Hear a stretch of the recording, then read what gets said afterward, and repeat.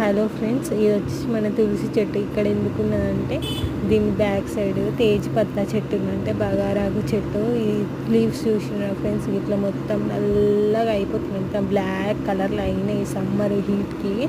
అందుకనేసి నేను ఇక్కడ అడ్డుగా తులసి చెట్టు పెట్టిన, ఎంతైనా కొంచెం నీడ ఉంటుంది అనేసి.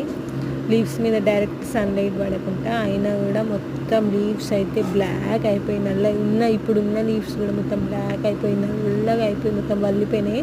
స్టెమ్స్ కూడా బ్లాక్ అయినాయి. ఈ హీట్కి 44 హీట్కి మొత్తం చెట్టు నల్లగా అయిపోయింది.